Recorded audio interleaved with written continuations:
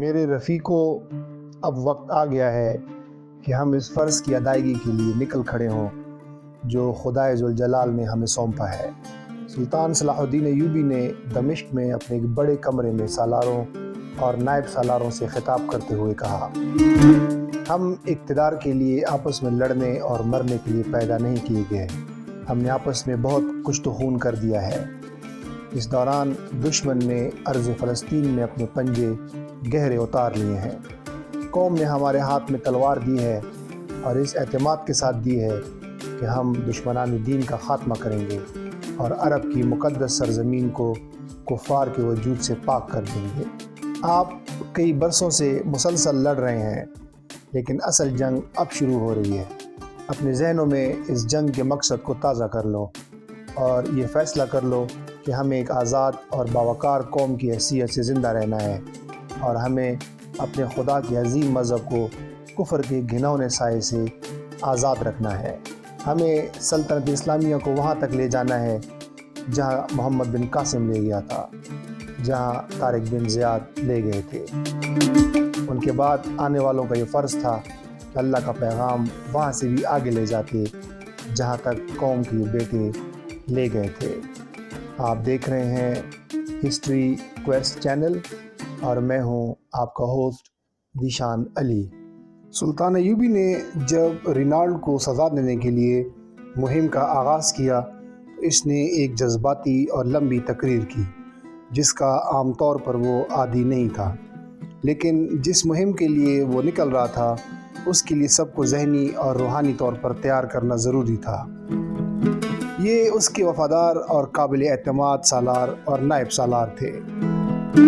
یہ مہم آسان نہیں تھی۔ صلیبیوں کی جنگی قوت زیادہ تھی اور برتر بھی۔ صلیبیوں کو یہ فائدہ حاصل تھا کہ انہیں دفاع میں اپنی زمین پر لڑنا تھا جہاں انہیں رسد کا کوئی مسئلہ درپیش نہیں تھا، اور وہ اپنے مستقر کے قریب بھی تھے۔ سلطان ایوبی اپنے مستقر سے دور جا رہا تھا جہاں رسد کے راستے مخدوش تھے۔ جنگی فنون کے مطابق زیادہ دشواریاں حملہ آور کو پیش آتی ہیں، اور حملہ آور کی نفری دشمن سے اگر 3 گنا نہیں تو 2 گنا ضرور ہونی چاہیے، مگر ایوبی کی نفری بھی کم تھی۔ اسے یقین تھا کہ یہ جنگ طول پکڑے گی اور گھروں کو واپس آنا ممکن نہیں ہوگا، اس لیے اس نے یہ ضروری سمجھا کہ اپنے سالاروں کو بتا دے کہ وہ طارق بن زیاد کی اس کارروائی کو ذہن میں رکھیں جس میں اس نے بحیرہ روم پار کر کے کشتیاں جلا ڈالی تھیں تاکہ واپسی کا خیال ذہن میں نہ آئے۔ سلطان ایوبی کی نظریں مستقبل کی تاریکیوں میں جھانک رہی تھیں۔ اس نے حطین کے مقام کو میدان جنگ بنانے کا فیصلہ کیا تھا۔ حطین فلسطین کا ایک گمنام سا گاؤں ہے، لیکن سلطان ایوبی نے اسے وہ عظمت بخشی کہ عیسائی دنیا کے جنگی مبصرین آج بھی تجزیے کرتے نظر آتے ہیں کہ صلیبی جنگوں کے اس ہیرو نے کس قسم کی چالوں اور اسٹریٹجی سے اتنے طاقتور اور برتر اسلحے والے دشمن کو ایسی شرمناک شکست دی کہ صلیبیوں کے ایک کے سوا باقی تمام حکمران جنگی قیدی بن گئے تھے۔ سلطان ایوبی ہمیشہ جمعے کے مبارک دن لڑائی کے لیے کوچ کیا کرتا تھا، کیونکہ یہ قبولیت کا دن ہوتا ہے۔ اس مبارک روز ہر مسلمان خدا کے حضور جھکا ہوا ہوتا ہے، اور جب سپاہی اپنی قوم کو عبادت مصروف چھوڑ کر جہاد کے لیے نکلتے ہیں تو ساری قوم کی دعائیں اس کے ساتھ ہوتی ہیں۔ حطین کو کوچ کرنے کے لیے بھی اس نے جمعے کا انتخاب کیا۔ یہ 15 مارچ 1187 کا دن تھا کہ اس نے صرف فوج کا ایک حصہ اپنے ساتھ لیا اور مشہور قلعے کرک کے قریب جا کر خیمہ زن ہوا۔ صلیبی جاسوسوں نے فوراً اپنے اتحادی فوج کو خبر پہنچائی کہ سلطان ایوبی کرک کے قریب خیمہ زن ہو گیا ہے۔ اس سے صلیبیوں نے یہ مطلب لیا کہ وہ کرک کا محاصرہ کرے گا، لیکن اس کا مقصد یہ تھا کہ مصر اور شام کے قافلے حج کعبہ سے واپس آ رہے تھے، ان پر کرک کے قریب ہی حملے ہوا کرتے تھے۔ والی کرک شہزادہ ارنات اس معاملے میں بڑا ہی بدنیت تھا۔ سلطان ایوبی ان قافلوں کو خیریت سے وہاں گزارنے کے لیے اس علاقے میں چلا گیا تھا۔ اس کے علاوہ اس کا مقصد یہ بھی تھا کہ صلیبیوں کو دھوکہ دے اور وہ اپنا دفاع پھیلانے پر مجبور ہو جائیں۔ اس کے بعد 27 مئی 1187 کو سلطان ایشتر کے مقام پر جا خیمہ زن ہوا۔ وہاں مصر اور شام کی فوجیں اس سے جا ملیں۔ اس کا بیٹا ملک الافضل اور ایک مشہور سالار مظفر الدین کے ساتھ جا ملا۔ اس طرح اس کی ساری فوج جمع ہو گئی۔ پھر اس نے اپنے تمام سالاروں، نائب سالاروں کو آخری ہدایات کے لیے جمع کیا اور کہا کہ میرے رفیقو، اللہ تمہارا مددگار ہو۔ دلوں سے اپنے عزیزوں اور گھروں کا خیال نکال دو اور دلوں میں قبلہ اول کو بسا لو۔ خدا نے ہمیں یہ سعادت بخشی ہے کہ ہم قبلہ اول کو آزاد کروائیں اور اپنی بیٹیوں کی بے عزتی کا انتقام لیں جو کفار کے ہاتھوں بے آبرو ہوئی۔ اس نے نقشہ پھیلا کر اپنی تلوار کی نوک سے سب کو بتایا کہ اس کا میدان جنگ کون سا ہوگا۔ جو سالار اس جگہ سے واقف تھے انہوں نے چونک کر ایوبی کی طرف دیکھا۔ ان کی آنکھوں میں حیرت تھی۔ سلطان ایوبی ان کے استجاب کو سمجھ گیا اور مسکرایا۔ اس نے کہا کہ یہ ہتین کے مضافات کا میدان ہے۔ آپ سوچ رہے ہیں کہ یہ زمین سوکھے ہوئے درخت کی کھال کی طرح خشک، اونچی نیچی اور موسم کی بے رحمی سے کٹی پٹی ہے، اور یہ زمین اتنی پیاسی ہے کہ انسانوں اور ہمارے گھوڑوں کا خون پی جائے گی۔ یہ سب بے آب و گیا ہیں اور پیاسی ہیں، یہ لوہے کی طرح تپ رہی ہیں۔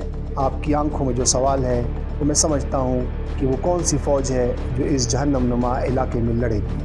وہ ہماری فوج ہوگی۔ آپ کے ہلکے پھلکے سواروں کے دستے یہاں تتلیوں کی طرح اڑتے پھریں گے اور لوہے کے لباس میں ملبوس نائٹوں اور نیم ذرا پوش سواروں کو نچاتے پھریں گے۔ پھر اس نے کہا کہ یہ دیکھو، یہ گلیلی کی جھیل ہے اور یہ دریا ہے۔ اس نے تلوار کو چھڑی کی طرح نقشے پر مار کر بتایا اور کہا کہ یہ وہ واحد تالاب ہے جس میں پانی ہے، باقی تمام تالاب خشک ہو گئے ہیں۔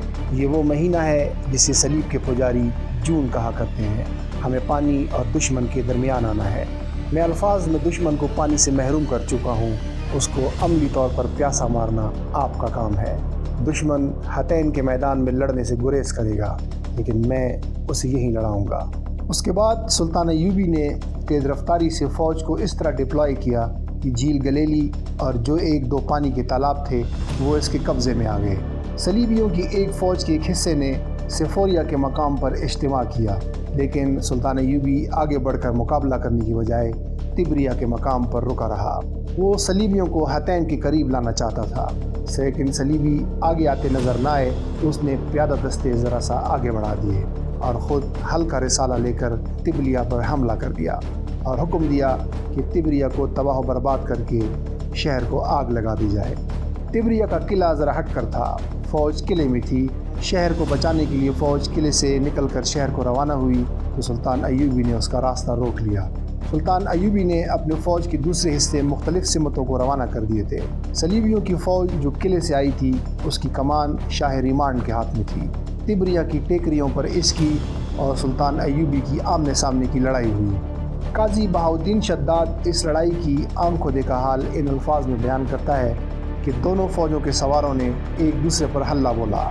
ہراول کے سوار تیر چلاتے آ رہے تھے، پھر پیادہ دستوں کو بھی میدان میں اتار دیا گیا۔ صلیبیوں کو موت نظر آنے لگی۔ مسلمانوں کو پیچھے دریا اور سامنے دشمن نظر آ رہا تھا۔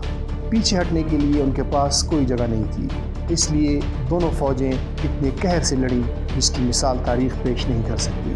سارا دن لڑائی جاری رہی۔ رات مسلمان چھاپہ ماروں نے دشمن کو پریشان رکھا۔ دشمن کی فوج اور گھوڑے پیاسے تھے، لیکن پانی پر مسلمان قابض تھے۔ اگلے روز صلیبیوں نے ٹیکریوں پر چڑھ کر لڑائی لڑی۔ مسلمان بڑھ بڑھ کر حملے کرتے تھے، مگر صلیبی بلندیوں سے فائدہ اٹھا رہے تھے۔ مسلمانوں کا رسالہ چونکہ ہلکا تھا، اس لیے انہوں نے ٹیکریوں کا گھیراؤ کر کے اوپر چڑھنا شروع کیا۔ پیادہ تیر اندازوں نے ان کے سروں کے اوپر سے تیر برسائے۔ اتنے میں صلیبیوں نے دیکھا کہ ان کے کمانڈر کا جھنڈا نظر نہیں آ رہا۔ یہ فوراً ہی معلوم ہو گیا کہ ان کا بادشاہ ریمانڈ میدان جنگ سے بھاگ گیا ہے، حالانکہ اس نے صلیب اعظم پر ہاتھ رکھ کر اپنے اتحادیوں کا وفادار رہنے اور پیٹھ نہ دکھانے کا حلف لیا تھا۔